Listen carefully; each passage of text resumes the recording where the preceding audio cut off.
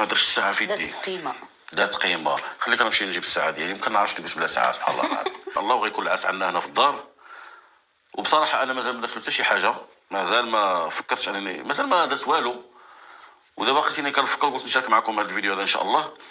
كنفكر كل عقل واش كيقول لي، عقل كيقول لي ندير له الذهب، شي حاجه ديال الذهب، شي كادو، لان راكم عارفين كلشي غيتسالى وغيبقى من هادشي كامل داك الكادو اللي درتي هو اللي كيبقى في الذاكره. ما درتش الساعه في يدي. دات قيمه. دات قيمه. خليك نمشي نجيب الساعه ديالي، يمكن نعرفش نجلس بلا ساعه سبحان الله العظيم. دقيقه ما كاملاش. خذ حتى جوج تشري له الذهب، ما حد رخص 50 درهم رخص. ويلي واش حيد 50 درهم في الغرام ولا هكاك ماشي ولا ب 50 درهم؟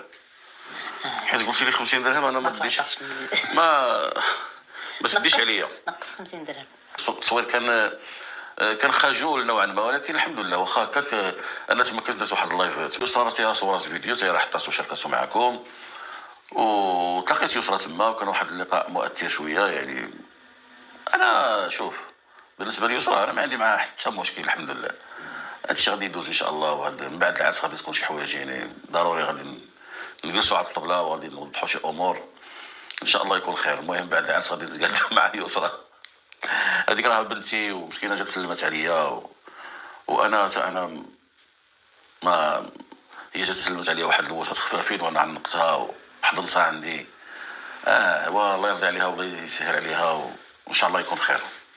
بالنسبه للناس اللي كيبقاو يديروا مالك مع يسرا، انا يسرا ما عندي معاه حتى شي مشكل، غير المشكل كان بسيط. مثلا لبنى ماشي حتى شي مشكل، يعني داكشي بسيط.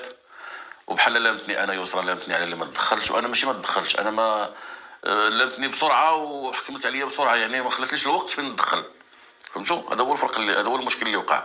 ما خلاتليش واحد الوقت فين نجلس مع لبنى ونقول لها شنو هادشي كديروا وكذا، ونجلس معها حتى هي، لان حتى هي حطات او بيناتهم كي داكشي بالنسبه لي انا داكشي تافه. ما كاينش شي حاجه اللي خذي على خاطرك. تفاهه وصافي، هادشي اللي كاين.